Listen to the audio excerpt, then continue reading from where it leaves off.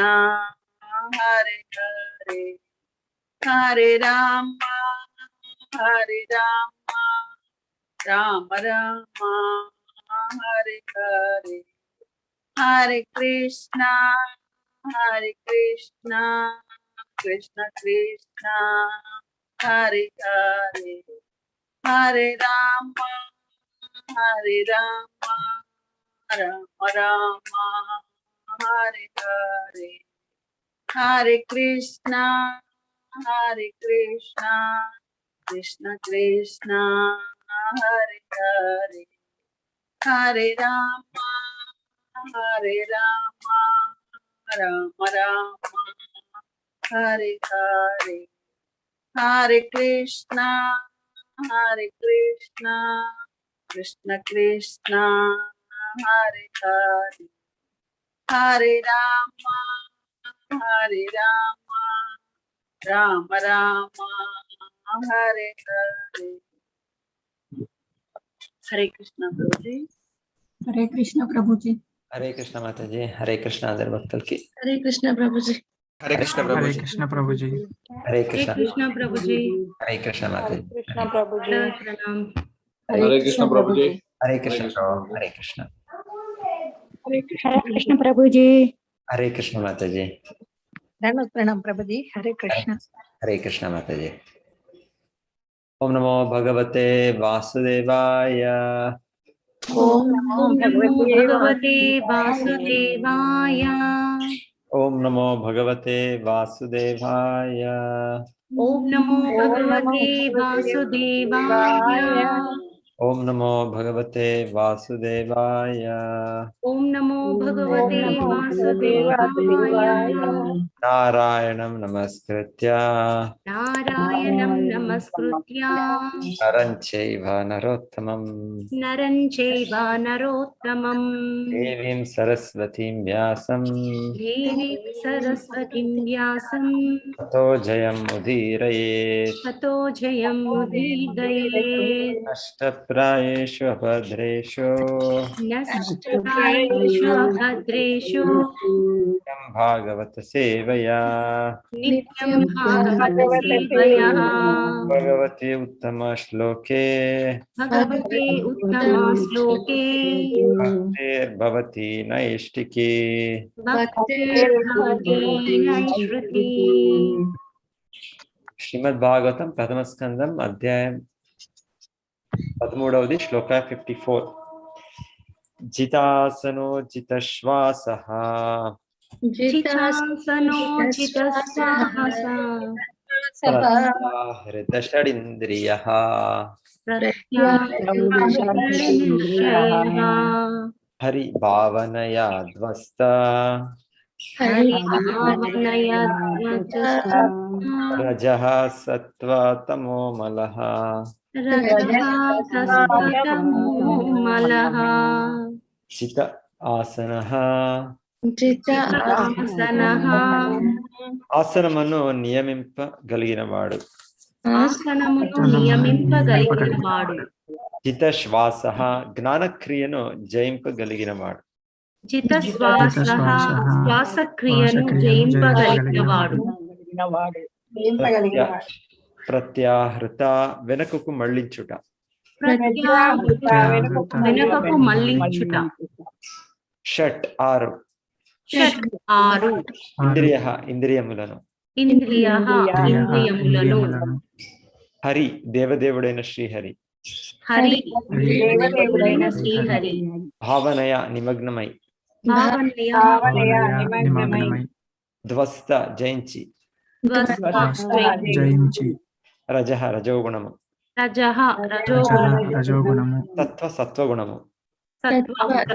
సత్వగుణము. తమః తమోగుణము. తమోగుణము. మలః సంపర్కం. సంపర్కం. జితాసనుడు జితశ్వాసుడు అయినవాడు ఇంద్రియములను భగవానుడైన శ్రీహరి వైపునకే మళ్లించి ప్రకృతి గుణులైన సత్వ రజస్తమ సమోగుణముల సంపర్కమునకు అతీతుడగును. జితాసనుడు జితశ్వాసుడు అయినవాడు ఇంద్రియములను భగవానుడైన ఇంద్రియములను భగవానుడైన శ్రీహరి వైపునకే మళ్ళించి శ్రీహరి వైపునకే మళ్ళించి ప్రకృతి త్రిగుణములైన ప్రకృతి త్రిగుణములైన సత్వ రజస్ తమో గుణముల సంపర్కమునకు అతీతుడగును. భాష్యం భాస్కర్ మణిమత చదవండి. హరే కృష్ణ ప్రభుజీ. భాష్యము. ఆసనము, ప్రాణాయామము, ప్రత్యాహారము, ధ్యానము, ధారణము అనునవి యోగ పద్ధతి యందు ప్రాథమిక కార్యములై ఉన్నవి. ధృతరాష్ట్రుడు పవిత్ర స్థలమునందు ఆసీనుడై ఒకే లక్ష్యము దేవదేవుడైన శ్రీహరినందు మనస్సును లగ్నం చేసి ఉన్న కారణమున అట్టి ప్రాథమిక కర్మలలో తప్పక జయమును పొందనున్నాడు. ఆ విధముగా అతని ఇంద్రియములన్నీయును భగవత్ సేవలో నియుక్తములై ఉండెను. ప్రకృతికి త్రిగుణ సంపర్కము నుండి బయటపడుటకు ఈ విధానం భక్తునికి ప్రత్యక్షముగా సహాయం కూర్చగలదు. ఉన్నత గుణమైన సత్వగుణం కూడా భౌతిక బంధమునకే కారణమై ఉన్నది. అటు ఎడ రజోగుణము తమో గుణములను గూర్చి వేరుగా పలుకున్నదేమున్నది. రజస్తమో గుణములు భౌతిక సుఖానుభవాంఛను అధికం చేయగా దృఢమైన కామభావన అన్నది ధనమును అధికారమును పొందుటకై ప్రేరేపణను కలిగించుచుండును. ఈ రెండు నీచ లక్షణములను జయించి నైతికత్వము మరియు జ్ఞానము సంపూర్ణంగా నుండు సత్వగుణ స్థితికి తనను తాను ఉద్ధరించుకునేవాడు కూడా కనులు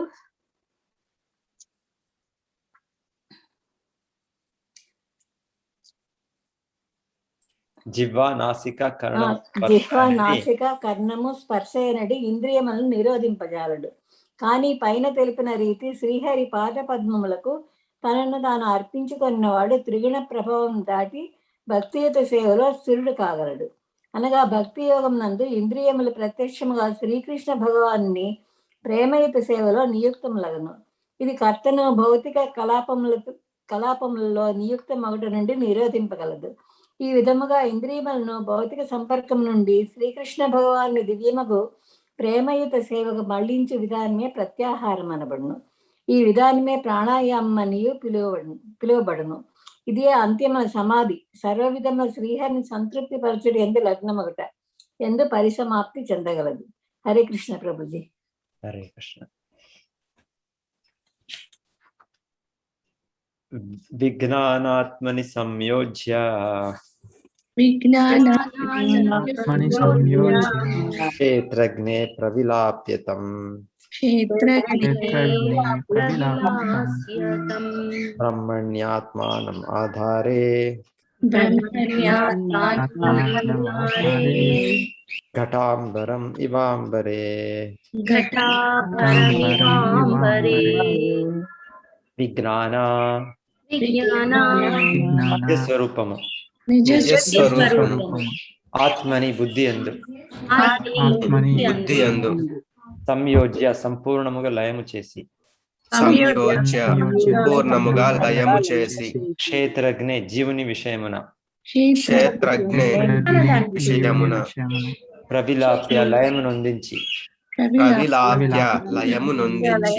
తం అతని బ్రహ్మణి పరమ పురుషుని యందు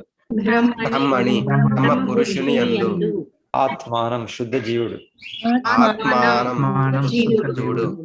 ఆధారే ఆధారము ఘట అంబరం ఘటమునందలి ఆకాశం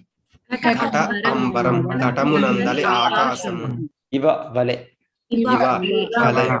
అంబరే ఆధ్యాత్మిక ఆకాశమును ధృతరాష్ట్రుడు తన నిజ స్వరూపమును బుద్ధి యందు లయము చేసి తదుపరి జీవునిగా పరబ్రహ్మతో తనకు గల గుణరీతి ఏకత్వము జ్ఞానముతో పరమ పురుషుని యందు లీనము కావలసి ఉన్నది. ఘటాకాశము నుండి విడిబడిన వాడే అతడు ఆధ్యాత్మిక ఆకాశమును చేరవలసి ఉన్నది. ధృతరాష్ట్రుడు తన నిజ స్వరూపమును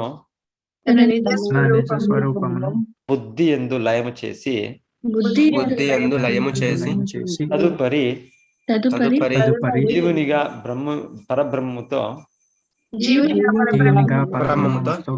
తనకు గల గుణరీతి ఏకత్వ జ్ఞానముతో పరమ పురుషుని యందు లీనము కావలసి ఉన్నది. ఘటాకాశము నుండి విడివడిన వాడై ఘటాకాశము నుండి విడివడిన వాడై అతడు ఆధ్యాత్మిక ఆకాశమును చేరవలసి ఉన్నది. అతడు ఆధ్యాత్మిక ఆకాశమును చేరవలసి ఉన్నది. ప్రమిళమత చదవండి. హరే కృష్ణ ప్రభుజీ. భౌతిక జగముపై ఆధిపత్యమును చెలాయించవలనని కోరుచు మరియు దేవదేవునితో సహకరింప నిరాకరించుచు జీవుడు తొలుత మహతత్వము యొక్క సంపర్కమునకు వచ్చును. తదుపరి మహతత్వము నుండి అతని అహంకారము, బుద్ధి, మనస్సు, ఇంద్రియములనున్నవి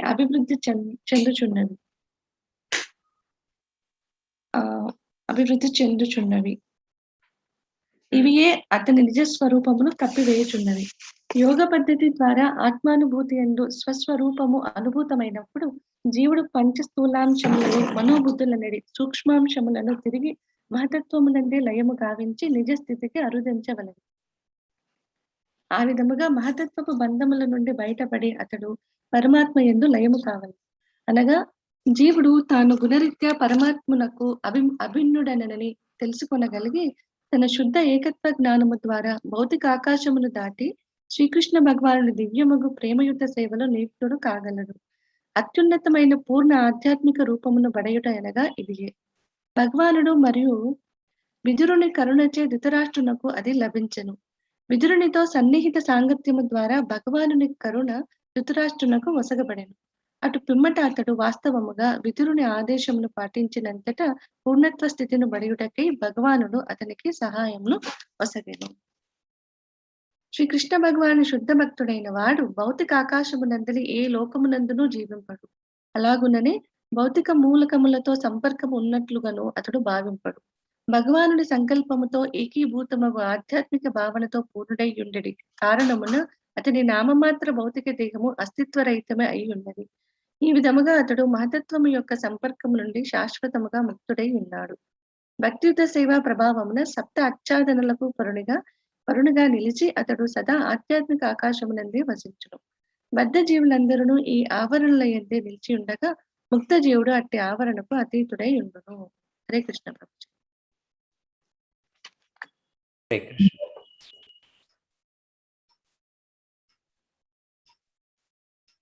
ధ్వంస్తమాయా గుణోధర్కో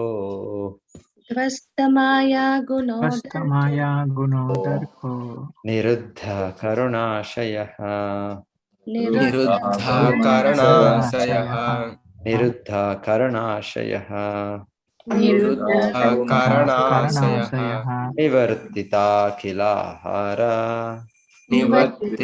నివర్తితాఖిలాహార ఆస్తే స్థాణురివాచలః తస్యాంతరాయో మైవాభూ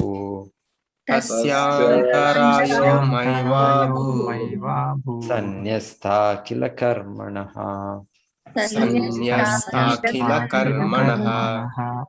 ధ్వస్త నశించిన వాడై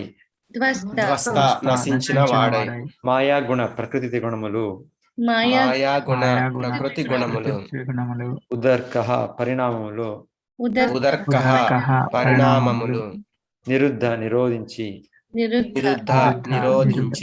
కరణ ఆశయః ఇంద్రియములు మరియు మనస్సు నివర్తిత నిలిపివేసి అఖిల సర్వ ఆహారః ఇంద్రియ ఆహారములు ఆస్తే నిలిచి ఉన్నాడు స్థాణువు ఇవ వలె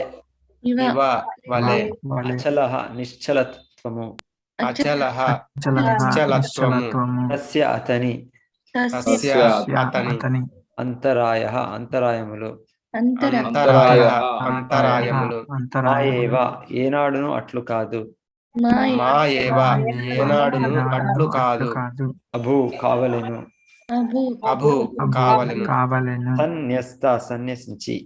సన్యస్త సన్యసించి అఖిల సర్వములైన కర్మణః భౌతిక కర్మలను కర్మణః భౌతిక కర్మలను ఇంద్రియముల సర్వ కర్మలను బాహ్యము నుండి కూడా నిరోధించి త్రిగుణములచే ప్రభావితము ఇంద్రియ కర్మలకు అతీతుడు కావలసి ఉన్నది. ఈ రీతిగా అతడు సమస్త భౌతిక కర్మలను సన్యసించి తన మార్గమునందని అంతరాయములకు అతీతముగా స్థాణువు వలె నిశ్చలత్వమును నొందవలసి ఉన్నది. ఇంద్రియముల సర్వ కర్మలను బాహ్యము నుండి కూడా నిరోధించి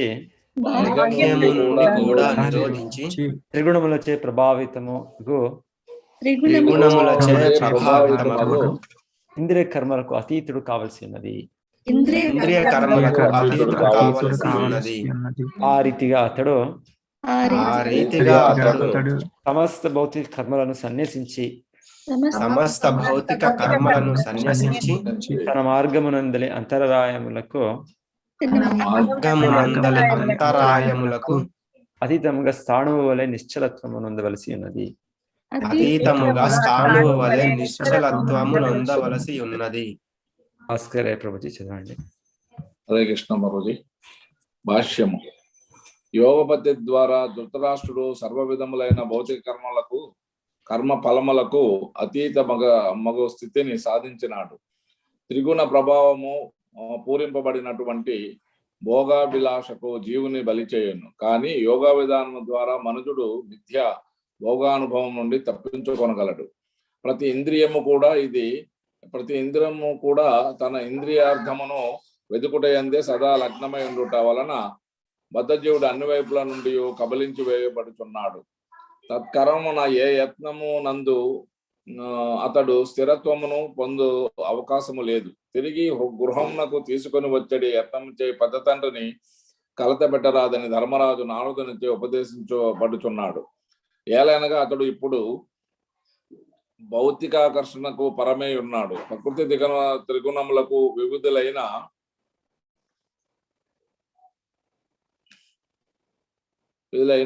కలాపములున్నను పూర్ణమైనటువంటి ఆధ్యాత్మిక గుణము ఆ త్రిగుణములకు పరమై ఉన్నది. నిర్గుణమనగా కర్మఫల రహితమని భావము. ఆధ్యాత్మిక గుణము మరియు దాని ప్రభావము ఏకమై ఉన్నందున ఆధ్యాత్మిక గుణము నిర్గుణముగా పిలువబడుచు భౌతిక గుణము నుండి వేరుపరచబడుతున్నది. ఆ విధంగా ప్రకృతి త్రిగుణములన్నీయును సంపూర్ణంగా ప్రభావరహితములైనంతట మనుజుడు ఆధ్యాత్మికత యందు ప్రవేశించును. అటువంటి స్థితిలో ఆధ్యాత్మిక గుణములచే నిర్వహింపబడు కార్యములే భక్తియుత సేవ భక్తి అనబడను. కనుకనే భక్తి అనున్నది పరతత్వ ప్రత్యక్ష సంపర్కముచే సిద్ధించునట్టే నిర్గణ స్థితి అయి ఉన్నది. హరే కృష్ణ ప్రభుజీ.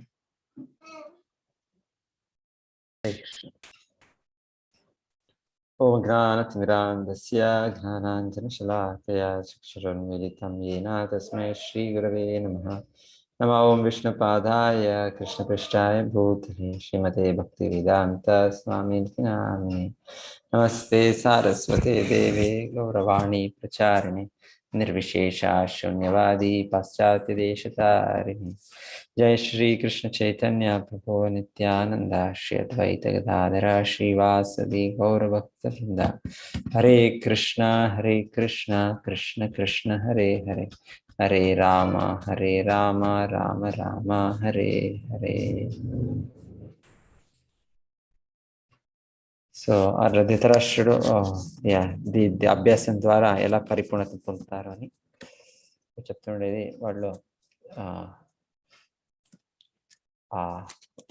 అష్టాంగ యోగ పద్ధతి దాంట్లో ఇంద్రియాలని జితాసన జితశ్వాస ప్రత్యాహారత షడింద్రియ. సో మన ఇంద్రియాలు ఇది ప్రకృతి స్థాని కర్షతి. కృష్ణ గీతలో చెప్పేది మనకి మమైవాంశో జీవలోకి జీవభూత సనాతన మన షష్టాని ఇంద్రియాని ప్రకృతి స్థాని కర్షతి. సో మనస్సుని కూడి షడ్ ఇంద్రియాలు ఉన్నాయి మనకి. దీంట్లో మనం బద్ధ స్థితిలో ఉన్నాం. మనం భగవంతుడు అంశమేమో అయితే ఇప్పుడు భగవంతుని విస్మరించే కారణమున మనము ఈ మనస్సు ఇంద్రియాలు ఇవన్నీ భౌతిక మనస్సు భౌతిక ఇంద్రియ, ఆధ్యాత్మిక మనస్సు ఆధ్యాత్మిక ఇంద్రియాలు ఉన్నాయి ఆత్మకి. అయితే ఎప్పుడు మనము సృష్టి సమయం నుండి మహావిష్ణు మన మహత్తత్వలో సంపర్కం చేశారు. అప్పటి నుండి మనకి ఈ భౌతికమైన మనస్సు, ఇంద్రియాలు, బుద్ధి ఇవంతా కనెక్షన్, సంపర్కం ఉంది. సో ఇక్కడ చెప్పండి, మరలా దాన్ని రివర్స్ చేసేది ప్రాసెస్ ఇది. రివర్స్ చేసే ప్రాసెస్ లో హరిభావనయ ధ్వస్త రజస్ సత్వ తమోమల. సో ఈ రజ, సత్వ, తమ ఇదంతా మూడు గుణాలు ప్రకృతి. సో దీంతో మనము ఇప్పుడు బద్దలుగా ఉన్నాం. అది ప్రభావం మా మనస్సు, బుద్ధి పైన చేస్తుంది. సో మరల భగవంతుడ భక్తి భావం పొందినప్పుడు దీనంతా ధ్వంసం చేయొచ్చు, దీని నుంచి బయట రావచ్చు. సో ధృతరాష్ట్రుడు దాన్ని పొందుతున్నారు, ఆ ఒక నిర్గుణ స్థితిని వాడు పొందుతుంటారు చెప్తున్నారు.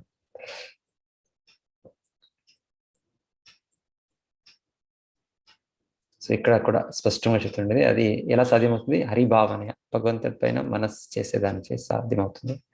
సో మనం గీతలో కూడా వినింది, భగవంతుడు చెప్పింది మత్ చిత్త, మత్ సంస్థ, మత్ పరా. సో ఈ అధ్యాయం 6వ అధ్యాయంలో భగవంతుడు ఈ యోగా అభ్యాసం చెప్పేటప్పుడు నా పైన మనసు పెట్టాలి అని భగవంతుడు స్పష్టంగా చెప్పింది. సో ఇదే ఈ విధానంలోనే పరిపూర్ణత దొరికేది.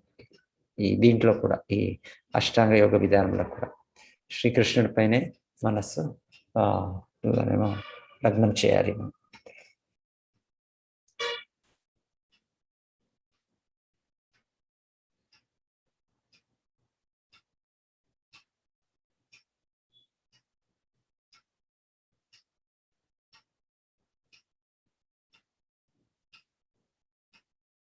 ఘటాంబర ఇవాంబరే. సో ఘటాకాశ, పటాకాశ అనేది ఒకటి వీళ్ళు చెప్పేది. ఇది ఇక్కడ ఎగ్జాంపుల్ ఇక్కడ చెప్తుండేది, మనము ఇప్పుడు బద్ధ జీవనంలో ఉన్నాం, ఈ 3 గుణాల్లో ఉన్నాం, దీని నుంచి మనము ముక్తులు అవ్వాలి అని భగవంతుడు చెప్తుంది. ఇది భగవంతుడు లీనమయ్యేది, గుణరీతిగా ఐక్యమయ్యే ఒక స్థితి అది ఉంది. అయితే ఇక్కడ ఇంకా ఎక్కువ పరిపూర్ణత అంటే మనము మన మూలమైన ఆధ్యాత్మిక దేహంని మరలా అది స్థాపించి భగవంతుడిని సేవించేది. సో ధృతరాష్ట్రుడు ఈ యొక్క సాయుధ్య దీన్ని వీళ్ళు పొందుతుండేది. అంటే అట్లీస్ట్ ఒక భౌతిక కల్మషాలు, సత్వ, రజస్, తమస్, ఈ ఇంద్రియాలు అతీతంగా వాళ్ళు అవుతున్నారు అని ఇక్కడ చెప్తున్నారు.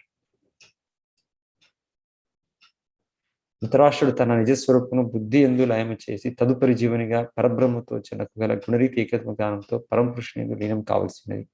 ఘటాకాశం నుండి విడిపడిన వాడే అతడు ఆధ్యాత్మిక ఆకాశం చేరవలసి ఉన్నది. ఘట అంటే ఒక పాట్ లో ఉండే ఆకాశం. సో మళ్ళీ ఘటాకాశ్ ఇక్కడ వస్తుంది, ఘటాకాశ్, ఘటాంబర ఇవాంబరే.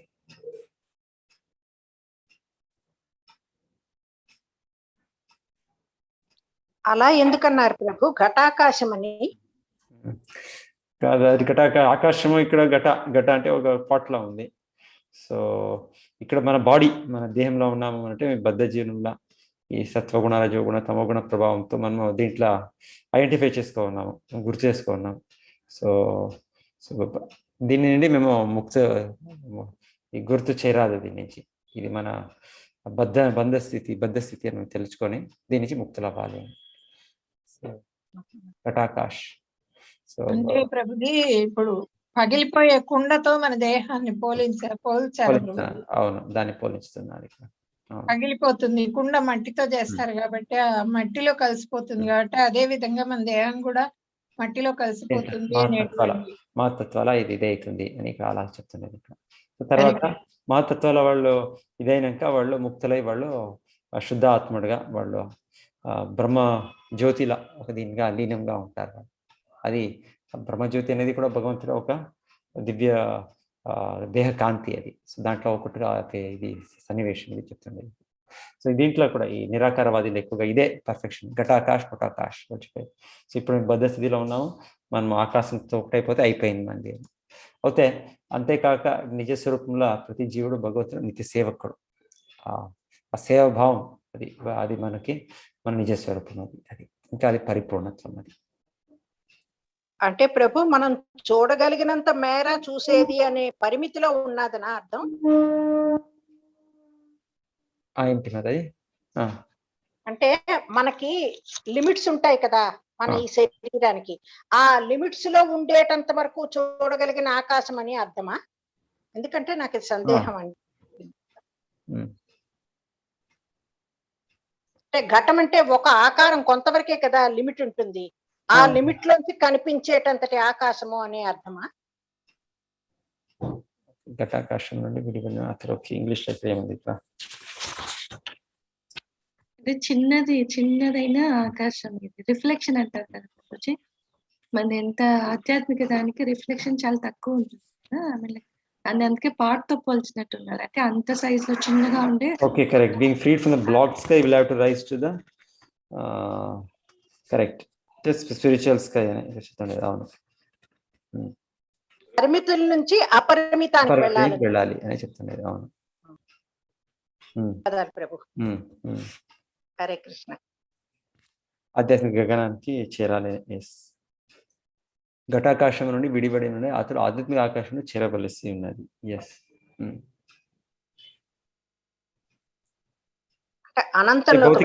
ఈ భౌతిక జగత్ నుంచి ఆధ్యాత్మిక జగత్తుకి ఎక్కడికి వెళ్ళాలి అని ఇక్కడ యాక్చువల్లీ చెప్తుండే. అదే మీనింగ్. అయితే ఇదే మీనింగ్ నిరాకరణ తీసుకొని మనము మన స్థితిని అలాగే ఘటాకాశం మనము ఒక దీంట్లో ఉన్నట్లు ఆకాశం మనము దీన్ని విడిచిన తక్షణమే మేము భగవంతుని ఏకమైపోతాం. ఇప్పుడు ప్రాట్ని బ్రేక్ చేసిన తక్షణమే అది ఫుల్ స్కైకి ఒకటి అవుతుంది, అది బయట ఉండే స్పేస్కి. సో అలాగా మన స్థితి మనది, మనము ఆ బ్రహ్మను ఒకటే అని ఆ ఒక తత్వం కూడా దీని ద్వారా కొంత చెప్పే మాటలు ఉన్నాయి. అయితే చెప్పేది ఇది ఎగ్జాంపుల్ ఇక్కడ ఇస్తుండేది మనకి ఇక్కడ చెప్పినట్లు ఈ ఒక బద్ధ స్థితి నుంచి మేము ముక్త స్థితికి వచ్చేదానికి చెప్తున్నాను. ఒక ఎగ్జాంపుల్స్ ఎప్పుడు తీసుకునేది మనమేమో ఒకటి పాయింట్ చెప్పేదానికి ఉపమానంలో చెప్పేది, ఉపమానంలో అది సర్వస్వం కాదు. ఇప్పుడు ఒక విషయము ఒక తత్వము చెప్పేదానికి అది ముఖ్యమవుతుంది. ఓకే, ఎగ్జాంపుల్స్ మూలకం సంపూర్ణంగా మనకి ఇది కాదు. సో కొన్ని మార్లు ఇంచుమించుగా ఇలాగే కోపస్థ మండూకం అని కూడా అంటారు కదా, నూతిలో ఉన్న కప్పకి కనిపించిన ఆకాశమే సర్వస్వం అనుకుంటుంది అని. అలాగే ఇది పరిమితి, లిమిట్, దాని నుంచి అనంతంలోకి వెళ్ళాలి అని. ధన్యవాదాలు ప్రభు. కరెక్ట్. నేరంగా ఇక్కడ అదే మన ఈ పరిమిత ఆకాశం నుంచి అపరిమిత ఆకాశం, మెటీరియల్ వరల్డ్ స్పిరిచువల్ వరల్డ్ అనేది చెప్తున్నారు ఇక్కడ.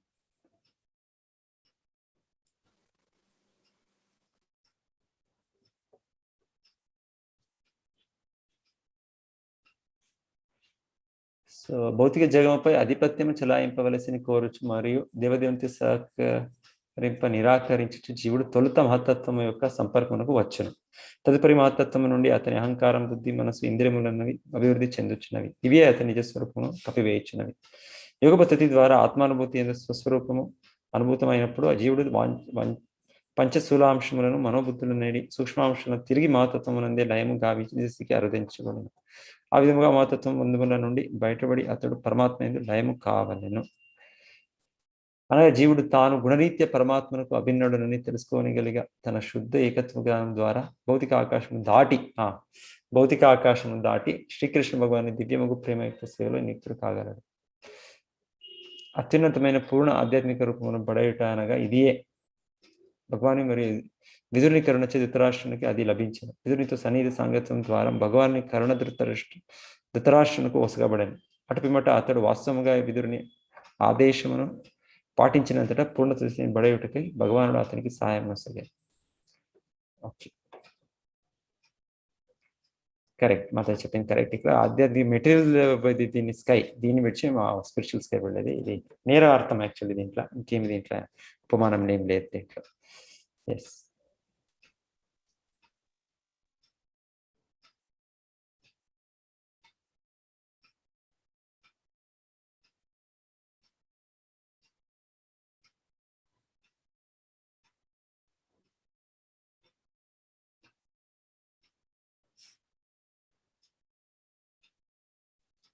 యోగ పద్ధతి ద్వారా ధృతరాష్ట్రుడు సర్వ విధములైన భౌతిక కర్మఫలములకు అతీతమగు స్థితిని సాధించినాడు. త్రిగుణ ప్రభావమును పూరింపబడినటువంటి భోగాభిలాషకు జీవుని బలిచేయను. కానీ యోగ విధానం ద్వారా మనుజుడు మిథ్యా భోగానుభవం నుండి తప్పించుకోనగలడు. ప్రతి ఇంద్రియము కూడా తన ఇంద్రియార్థమును వెదుకుట ఎందే సదా లగ్నమై ఉండుట వలన బద్ధజీవుడు అన్ని వైపుల నుండి కబళించి వేయుచున్నాడు. తత్కారణమై ఏ యత్నమునందునో అతడు స్థిరత్వమును పొందు అవకాశమే లేదు. తిరిగి గృహమునకు తీసుకొని వచ్చేడి యత్నముచే పెద్ద తండ్రిని ఓకే యా ఎస్. తర్వాత ఆచార్య ఇంకొకటి పాయింట్ చెప్పింది, శుద్ధ భక్తులు వాళ్ళు ఇక్కడ శ్రీకృష్ణ భగవాను శుద్ధ భక్తుడైనప్పుడు భౌతిక ఆకాశముంದಲ್ಲಿ ఏ లోకమునందు జీవింపడు, అలాగనే భౌతిక మూలకములతో సంపర్కము ఉన్నట్లుగాను అతడు భావింపడు. భగవాని సంకల్పముతో ఏకభూతముగు ఆధ్యాత్మిక భావముతో పూర్ణుడై ఉండేది కారణమున అతని నామమాత్ర భౌతిక దేహము అస్తిత్వరహితమే అయి ఉన్నది. ఆ విధంగా అతడు మహతత్వము యొక్క సంపర్కము నుండి శాశ్వతంగా ముక్తుడై ఉన్నాడు.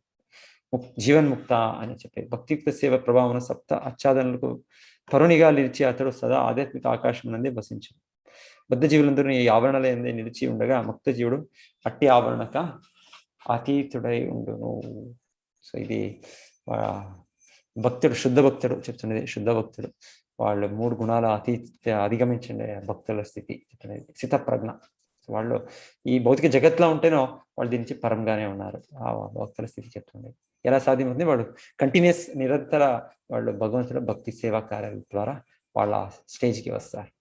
సో ఎలా చెప్తారు, ఒకటి ఇనుము ఒకటి అగ్గితో ఉంటే అది కాన్స్టెంట్, అది టచ్ చేస్తుంటే ఇనుము కొంత సమయం తర్వాత అది అగ్గి అయిపోతుంది. అది ఏమి స్పర్శిస్తేనో అది బర్న్ చేస్తుంది, దహించుతుంది. అలానే చెప్పేది భక్తి సేవా కార్యాల ద్వారా మనము భగవంతుడు గుణరీతిగా ఆధ్యాత్మిక గుణం పొందొచ్చు అని చెప్పేది. సో అలా సంపూర్ణంగా పొందే భక్తుడు శుద్ధ భక్తుడు ఈ భౌతిక జగత్లో ఉంటేనో వాళ్ళకి ఏది కూడా వాళ్ళకి ఇది కాదు అని చెప్తారు. ఈ కల్మషాలు మేము గీతాలో కూడా వినేది పద్మపత్రం ఇవాంబసం. సో పద్మపత్రం ఒక తావరపు నీటిలో వాటర్లోనే ఉంటుంది, అయితే వాటర్కి ఏమీ ఎఫెక్ట్ కాదు అని చెప్పేది. సో ఆ రకమైన భక్తులు ఇది ఆ స్థితిలో ఉంటారు, జీవన్ముక్తులు. వాళ్ళ గురించి కూడా చెప్తుంది.